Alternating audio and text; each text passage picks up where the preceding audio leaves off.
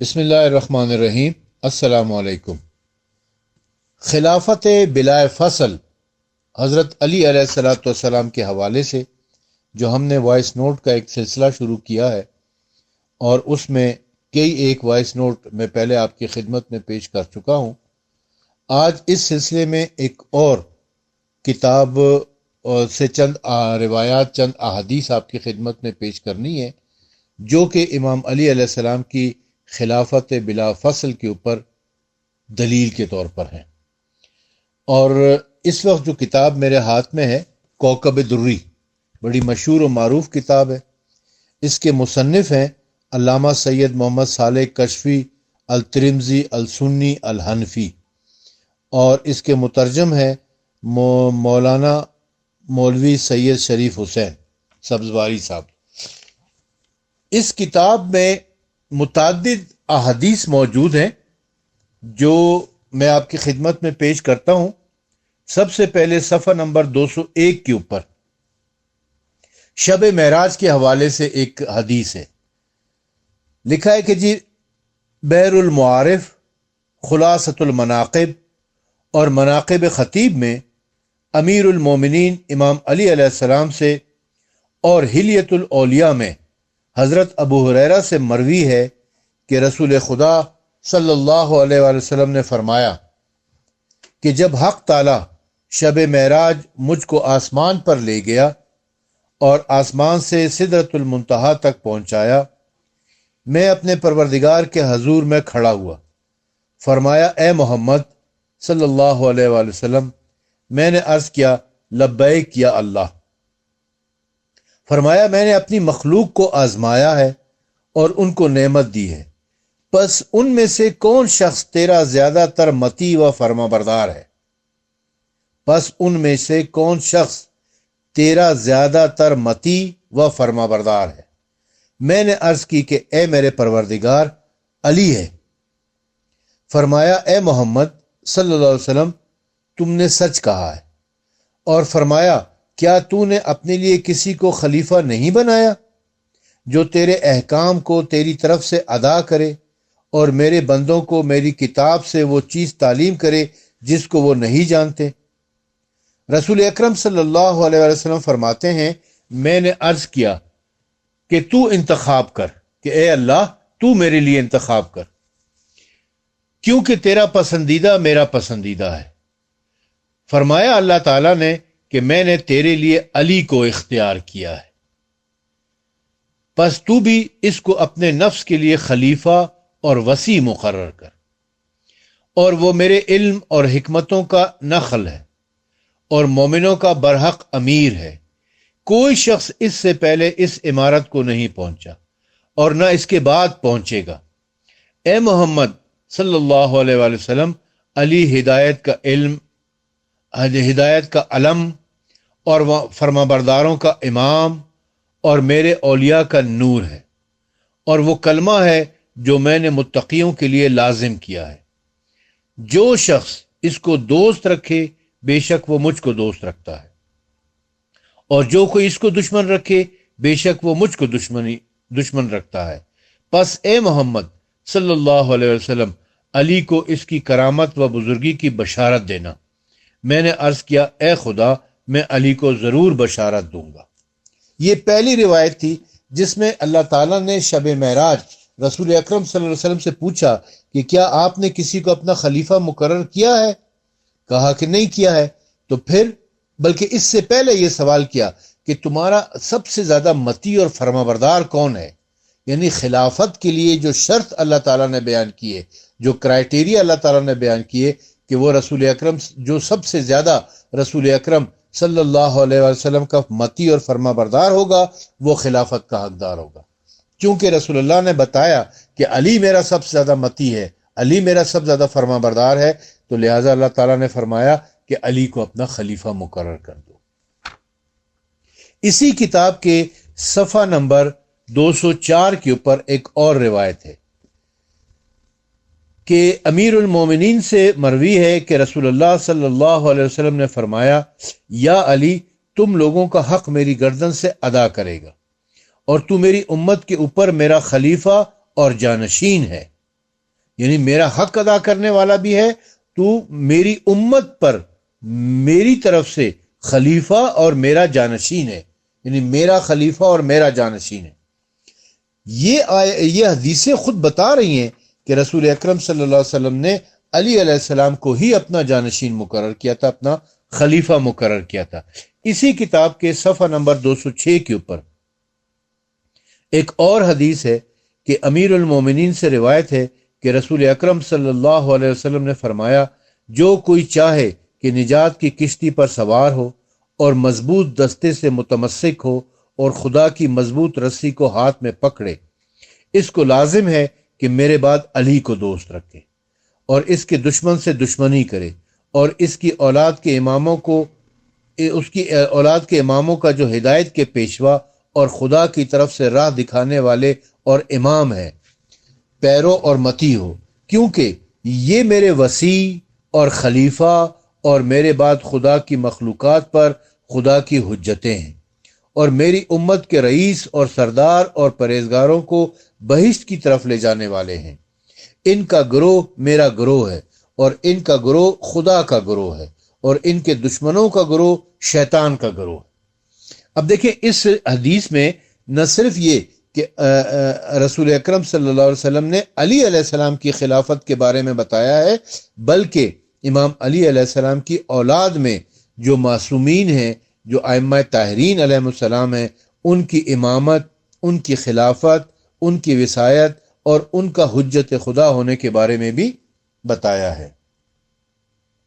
اس کے بعد اسی کتاب میں ایک اور حدیث میں آپ کی خدمت میں پیش کرتا ہوں، وہ ہے صفحہ نمبر 219 کے اوپر۔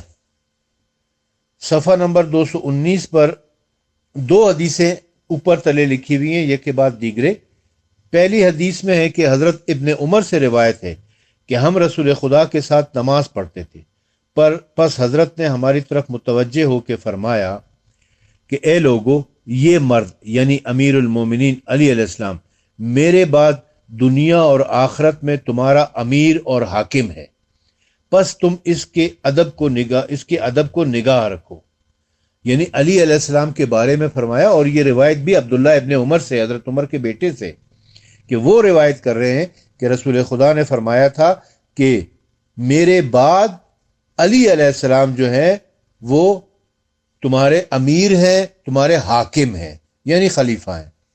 اس کے بعد ایک اور روایت ہے، اور اس میں بھی یہی ہے کہ ابانہ بن ربیع سے مروی ہے کہ رسول اکرم صلی اللہ علیہ وآلہ وسلم نے فرمایا کہ میں تمام نبیوں کا سردار ہوں، اور علی تمام وصیوں کا سردار ہے، اور میرے بعد میرے وصی 12 ہوں گے، اور ان میں پہلا علی ہے اور آخری قائم المہدی ہے۔ یعنی یہ صرف علی علیہ السلام کے بارے میں نہیں، بلکہ 12 اماموں کے حوالے سے بھی یہ حدیث آپ کی خدمت میں پیش کر دی ہے۔ ایک اور حدیث دیکھ لیں صفحہ نمبر 212 کے اوپر۔ اس کے راوی ہیں حضرت انس بن مالک رضی اللہ تعالیٰ عنہ سے روایت ہے کہ رسول اکرم صلی اللہ علیہ وسلم نے فرمایا کہ میرا بھائی، میرا وزیر اور میرے اہل میں میرا خلیفہ اور ان سب سے بہتر جن کو میں اپنے بعد چھوڑوں گا، میرے وعدے کو ادا کرے گا، وہ علی ابن ابی طالب ہے۔ یعنی صرف خلیفہ ہی نہیں کہا، بلکہ کہا کہ میرا بھائی بھی ہے، میرا وزیر بھی ہے، میری اہل بیت میں سے بھی ہے، میرا خلیفہ بھی ہے، اور میں جن کو اپنے بعد چھوڑ کے جا رہا ہوں ان میں سب سے بہتر یہ ہے، میرے وعدے کو ادا کرنے والا کون؟ وہ علی ابن ابی طالب علیہ الصلاۃ والسلام ہے۔ تو یہ کوکب ضروری سے چند احادیث میں نے آپ کی خدمت میں پیش کی۔ اب ہم آ جاتے ہیں ارجح المطالب فی مناقب علی ابن ابی طالب، مولانا عبید اللہ امرتسری کی کتاب، جو کہ اہل حدیث مکتبہ فکر سے تعلق رکھنے والے عالم ہیں، اور یہ ثاقب پبلیکیشن لاہور سے شائع ہوئی ہے۔ یہ اہل حدیث عالم مولانا عبید اللہ امرتسری اپنی کتاب کے صفحہ نمبر 74 کے اوپر لکھتے ہیں کہ حضرت ابو سعید خدری رضی اللہ تعالیٰ عنہ سے روایت ہے کہ جناب رسول اللہ صلی اللہ علیہ وسلم نے فرمایا کہ میں اور علی 4000 برس آدم سے پہلے ایک نور تھے۔ جب اللہ تعالیٰ نے مخلوق کو پیدا کیا، इस नूर को आदम की पुश्त में मिला दिया। वो नूर हमेशा एक ही शय में रहता था, चला आया यहां तक कि अब्दुल मुत्तलिब के सुल्ब में जुदा हो गया। बस मुझ में नबूवत है और अली में खिलाफत है। मुझ में नबूवत है और अली में खिलाफत है। ये अली अलैहिस्सलाम के खलीफा बिला फसल होने की दलील है। इसी किताब के सफ़ा नंबर 75 के ऊपर एक और रिवायत है कि जनाब अमीर अलैहिस्सलाम से मरवी है कि जब ग़ज़वा तबूक में हज़रत सल्लल्लाहु अलैहि वसल्लम ने मुझे अपने पीछे छोड़ा और तशरीफ़ ले जाने लगे तो फरमाया कि हम तुझे इसलिए पीछे छोड़ जाते हैं ताकि हमारा खलीफा बने। हम तुझे अपने पीछे इसलिए छोड़ के जा रहे हैं ताकि ए अली तू हमारा खलीफा बने। मैंने अर्ज किया कि या रसूलल्लाह सल्लल्लाहु अलैहि वसल्लम, मैं आपके पीछे किस तरह रह सकता हूं? फरमाया, क्या तू राजी नहीं है कि बने तू मुझसे हारून की जगह मूसा से, मगर मेरे बाद कोई नबी नहीं होगा। यह हदीस मंजिलत जो है कि जिसमें रसूल अकरम ने फरमाया था कि ए अली, तुमको मुझसे वही मंजिलत है, वही फजीलत है, वही निस्बत है जो हारून को मूसा से थी, मगर ये कि मेरे बाद कोई नबी नहीं होगा। तो इस हदीस में यह भी है कि ए अली, हम तुमको इसलिए पीछे छोड़ के जा रहे हैं ताकि तुम मेरे बाद मेरे खलीफा रहो। ये खिलाफत बिला फसल की दलील है। इसी किताब में एक और रिवायत भी है कि हज़रत अबू ज़र गफ़ारी रज़ी अल्लाह तआला अन्हु से रिवायत है कि जनाब रिसालत मआब सल्लल्लाहु अलैहि वसल्लम फरमाते थे कि जो शख्स अली के साथ खिलाफत पर लड़े, इसको कत्ल कर दो। जो कोई भी हो, जो कोई भी वो हो जो अली अलैहिस्सलाम के साथ खिलाफत के मामले में झगड़ा करे, जंग करे, उसे कत्ल कर दिया जाए। अब इमाम निसाई की किताब अल सनन अल कुबरा का जो चैप्टर है खसाइस अली, उसकी शरह कारी ज़हूर अहमद फैजी ने लिखी है, जो मकतबा बाबुल इल्म से शाया हुई है।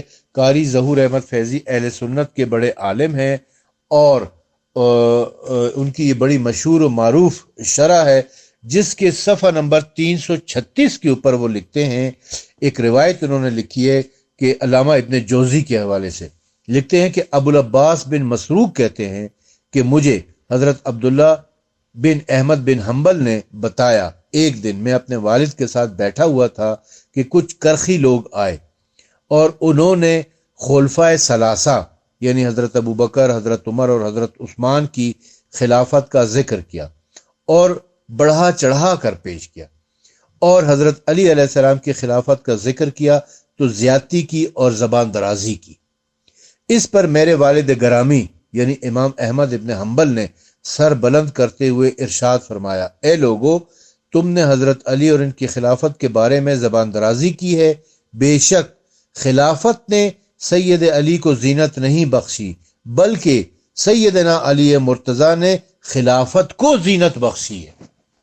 यानी खिलाफत को चार चांद लगे हैं अली अलैहिस्सलाम की वजह से। अली अलैहिस्सलाम को इस खिलाफत से फजीलत हासिल नहीं हुई है, बल्कि खिलाफत को जीनत मिली है, शर्फ मिला है, करामत मिली है, इज्जत मिली है अली अलैहिस्सलाम से। मुस्तदरक अल सहीहैन, मुस्तदरक अल सहीहैन जो मुस्तदरक लिल हाकिम के उन्वान से भी मशहूर है, ये हाफिज मोहम्मद बिन अब्दुल्लाह हाकिम अल निशापुरी की लिखी हुई है, और इनका जो क्राइटेरिया है हदीसें जमा करने का, ये वही है जो सही बुखारी और सही मुस्लिम का था। इन्होंने जितनी भी हदीसें लिखी हैं इसी शर्त के ऊपर लिखी है। इसमें एक हदीस मैं आपकी खिदमत में पेश करता हूँ। हदीस नंबर 4642 4642 में है कि हज़रत ज़ैद बिन अरकम फरमाते हैं कि रसूलुल्लाह सल्लल्लाहु अलैहि वसल्लम ने इरशाद फरमाया, जो शख्स मेरी ज़िंदगी जैसी ज़िंदगी गुजारना चाहता है जिसका अल्लाह ने मुझसे वादा किया है, इसको चाहिए कि वो हज़रत अली को अपना वाली बना ले, क्योंकि वो तुम्हें कभी भी हिदायत से बाहर नहीं निकालेंगे और गुमराही में दाखिल नहीं होने देंगे। यानी रसूलुल्लाह ने यह फरमाया कि जो मुझ जैसी जिंदगी गुजारना चाहता है उसको चाहिए कि वो अली अलैहिस्सलाम को अपना वाली बनाए। वाली यानी حاکم بنائے، اپنا حاکم بنائے، یعنی حکومت اس کے حوالے کرے، خلافت اس کے حوالے کرے، سرداری اس کے حوالے کرے۔ یہ حدیث بھی میں نے آپ کی خدمت میں پیش کی۔ تو یہ ایسی اور بہت ساری احادیث بھی ہیں جو میں پہلے بھی آپ کی خدمت میں پیش کر چکا ہوں، کہ جس سے ہمیں یہ پتہ چلتا ہے کہ خلافت جو ہے وہ علی علیہ السلام کا حق تھا، اور علی علیہ السلام کو رسول اکرم صلی اللہ علیہ وسلم نے ہی خلیفہ مقرر کیا تھا، لیکن حکومت کے خواہش مند افراد نے ایک سازش کے تحت رسول اکرم صلی اللہ علیہ وسلم کے جنازے کو بے گور و کفن چھوڑ کر ثقیفہ بنی ساعدہ میں جا کر انصار کے ساتھ مارکہ آرائی کر کے حکومت کے اوپر قبضہ کر لیا تھا، حکومت حاصل کر لی تھی، اور علی علیہ السلام کو حکومت سے محروم کر دیا تھا۔ خیر، حکومت کا ہونا نہ ہونا اہمیت نہیں رکھتا ہے، کیونکہ اللہ اور اللہ کے رسول نے علی علیہ السلام کو ہی خلیفہ مقرر کیا ہے۔ یہ قرآن اور حدیث سے ثابت ہو چکا ہے۔